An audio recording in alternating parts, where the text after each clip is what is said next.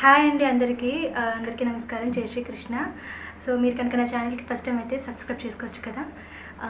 ఈరోజు నేను ఏం చెప్పాలనుకుంటున్నానంటే డాండ్రఫ్కి ఇంకా ఫంగల్ ఇన్ఫెక్షన్కి ఒక డిఫరెన్స్ అనేది చెప్పాలనుకుంటున్నాను. ఎందుకంటే చాలామందికి డాండ్రఫ్ అనేది రెగ్యులర్గా వస్తూ ఉంటుంది, పోతుంటుంది. కానీ కొంతమందికి ఎక్కువగా పోదు, అట్లాగా 6 మంత్స్కి 7 మంత్స్కి లైక్ ఇంకా ఉండిపోతూ ఉంటుంది. నేనైతే 1 ఇయర్ నుంచి డాండ్రఫ్ అట్లాగా పెట్టుకొని ఉన్నాను.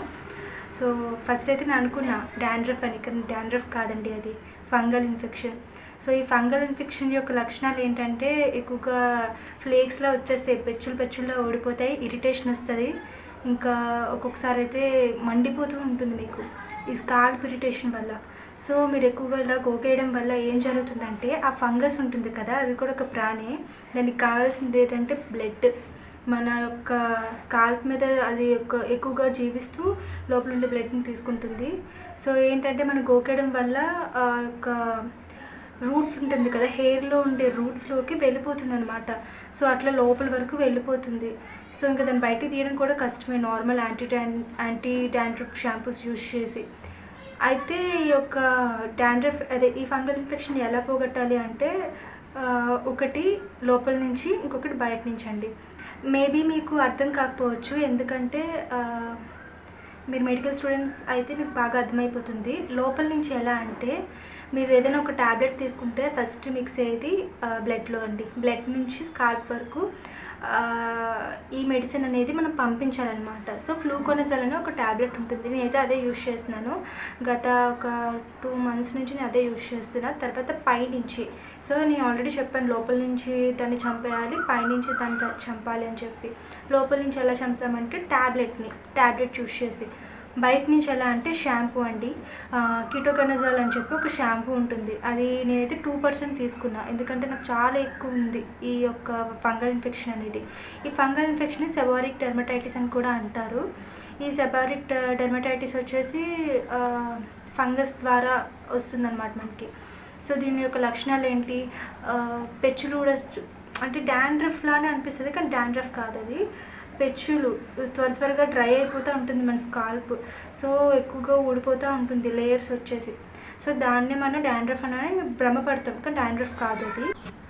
అందరూ చేసే తప్పు ఏంటంటే నాలాగా చూడండి, డాండ్రఫ్కి ఫుడ్ పెట్టడమే.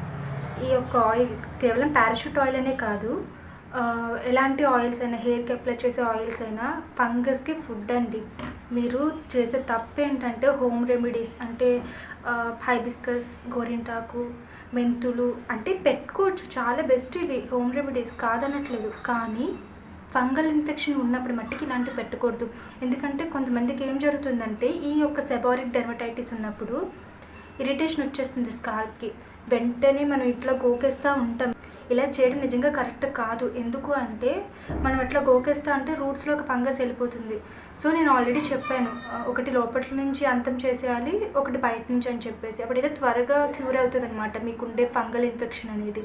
సో ఇలాగా నాలా తప్పు చేయొద్దు. ఇలాంటి పారాషూట్ అనే కాదు, ఎలాంటి ఆయిల్స్ అయినా, హెయిర్ ఆయిల్స్ అనేవి పెట్టుకోకూడదు తలకి ఫంగల్ ఇన్ఫెక్షన్ ఉన్నప్పుడు, అస్సలు పెట్టకూడదు.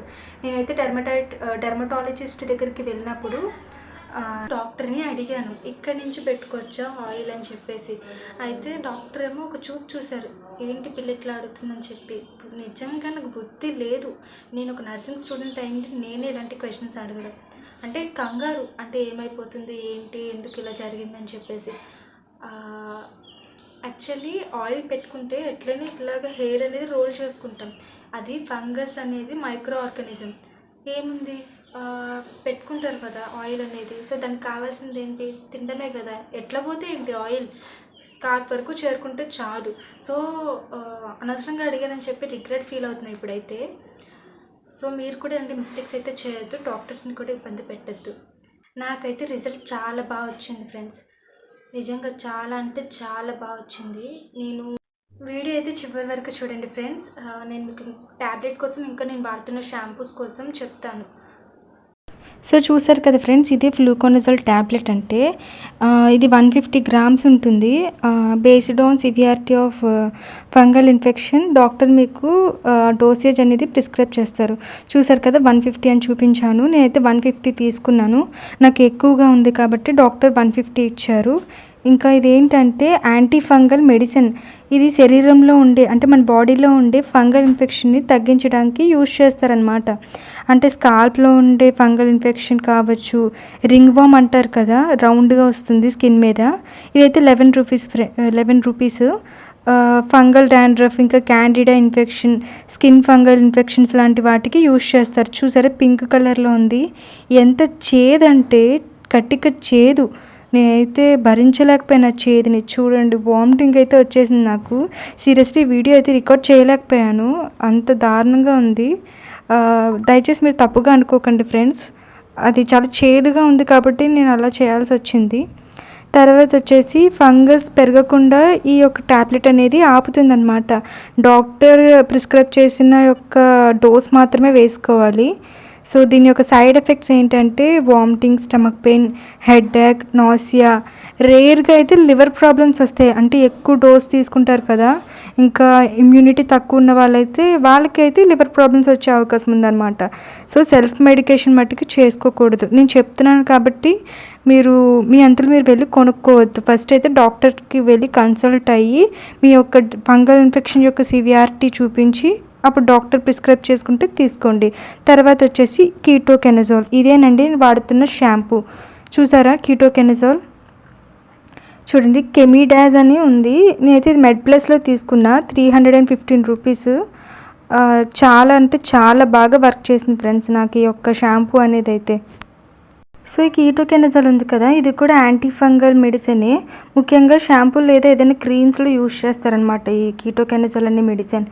అయితే కీటోకెనజోల్ షాంపూ ఉపయోగాలు ఏంటి? డాండ్రఫ్, ఇంకా చెప్పాను కదా సెబోరిక్ డెర్మటైటిస్ అని, దానికి స్కాల్ప్ ఫంగల్ ఇన్ఫెక్షన్కి, ఇచ్చింగ్, ఇంకా వైట్ ఫ్లేక్స్ చెప్పాను కదా మీకు వీడియోలో ఫస్ట్లో ఎక్స్ప్లెయిన్ చేశాను కదా, దానికైతే ఇది యూజ్ చేస్తారనమాట. ఎలా వాడాలంటే జస్ట్ నార్మల్గా మీరు డైలీ ఎలా హెడ్కి బాత్ చేస్తారో, తలకి స్నానం చేస్తారో అలానే యూజ్ చేయాలి. కానీ 5 మినిట్స్ ఉంచాలి మీ స్కాల్ప్ మీద. అంటే అప్పుడే మీరు వాష్ చేసుకోకూడదు. ఒక 5 మినిట్స్ ఉంచి బాగా మసాజ్ చేసి తలకి పట్టించి గోకకండి, మీకు ఇరిటేషన్ వచ్చే అవకాశం ఉంటుంది. సో 5 మినిట్స్ ఉంచేసి తర్వాత వాష్ చేస్తే సరిపోద్ది ఫ్రెండ్స్. ఈ కీటోకెనజోల్ షాంపూ వారానికి 3 టైమ్స్ యూజ్ చేయొచ్చు, లేదంటే 2 టైమ్స్. నేనైతే 3 టైమ్స్ యూజ్ చేస్తున్నా, రోజు తప్పి రోజు. సో ఇలా ఆల్టర్నేటివ్గా యూజ్ చేయడం వల్ల మీకు డాండ్రఫ్ అనేది తగ్గుతుందన్నమాట, ఇన్ఫెక్షన్ కూడా తగ్గిపోతుంది. సో మొదటైతే నాకు సాధారణంగా జస్ట్ నార్మల్ డాండ్రఫ్ అనుకున్నా, కానీ డాక్టర్ దగ్గరికి వెళ్ళినంత వరకు నాకు అర్థం కాలేదు ఇది ఫంగల్ ఇన్ఫెక్షన్ అని. సో ఫంగల్ ఇన్ఫెక్షన్ అని తెలిసాక ట్రీట్మెంట్ తీసుకున్న తర్వాత అయితే ఈ యొక్క ఫంగల్ ఇన్ఫెక్షన్ డాండ్రఫ్ అనేది స్లోగా తగ్గింది ఫ్రెండ్స్. మీకు కూడా ఇలాంటి సిమ్టమ్స్ ఉంటే ఇగ్నోర్ చేయకండి, వెంటనే డాక్టర్ని కన్సల్ట్ అవ్వండి, డెర్మటాలజిస్ట్ని. సో మీకోసం ఇంత కష్టపడి వీడియో తయారు చేసినందుకు నా యొక్క వీడియోకి లైక్ చేస్తారని అనుకుంటున్నాను. వీడియో కనుక నచ్చితే లైక్ చేయండి, షేర్ చేయండి, సబ్స్క్రైబ్ చేయండి ఫ్రెండ్స్.